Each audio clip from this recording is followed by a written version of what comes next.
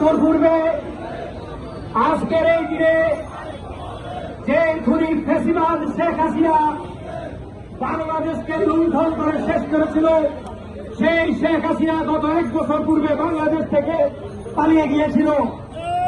আজকে সেই পালিয়ে যাওয়ার 1 বছর পূর্তিতে আমরা বাংলাদেশ জাতীয়তাবাদী যুবদল ফেনী জেলা শাখার পক্ষ থেকে, বিএনপি পরিবারের পক্ষ থেকে, দেশনেত্রী বেগম খালেদা জিয়ার পক্ষ থেকে, বিএনপির ভারপ্রাপ্ত চেয়ারম্যান তারেক রহমানের পক্ষ থেকে, যুবদল কেন্দ্রীয় নির্বাহী কমিটির পক্ষ থেকে ফেনীবাসীকে জানাই আন্তরিক সালাম এবং শুভেচ্ছা। সবার উপস্থিতি আমরা বলতে চাই, বিগত 17 বছর সারা বাংলাদেশে বিএনপি নেতাকর্মীদেরকে হত্যা, নির্যাতন, নিপীড়ন যেভাবে শেখ হাসিনা করেছে, সকল হত্যাকাণ্ডের বিচার দ্রুত বিচার ট্রাইব্যুনালে করতে হবে।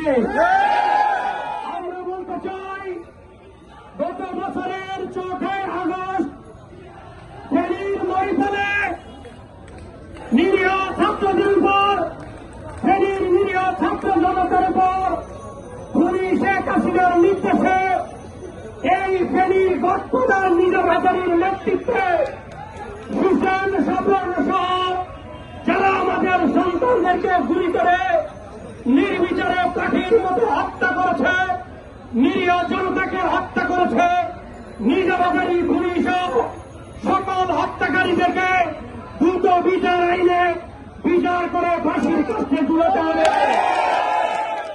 আর আপনাদেরকে একটি কথা বলে বিদায় নেব, এই ফেনীর চরিন বিমান থেকে বিদলীয় সীমান্ত পর্যন্ত, মৌরি প্রজেক্ট থেকে সেবারহাট পর্যন্ত এই ফেনীর সীমান্তে আওয়ামী বাকশালীরা এখনো ভক্তি নিয়ে বসে আছে অনেক দোষর।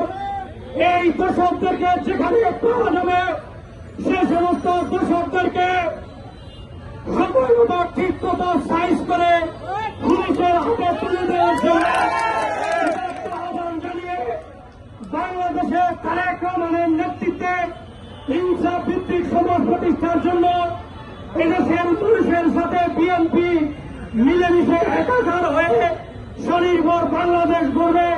তারেক রহমানের এই দৃঢ় প্রত্যয়কে বুকে ধারণ করে জাতীয়তাবাদী যুবদল এগিয়ে যাবে।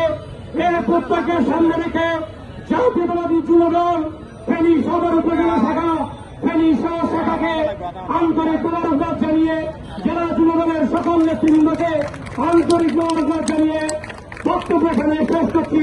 খোদা হাফেজ। বাংলাদেশ জিন্দাবাদ, জাতীয়তাবাদী যুবদল জিন্দাবাদ, দেশনেত্রী বেগম খালেদা জিয়া জিন্দাবাদ, তারুণ্যের হত্যা তারেক রহমান জিন্দাবাদ।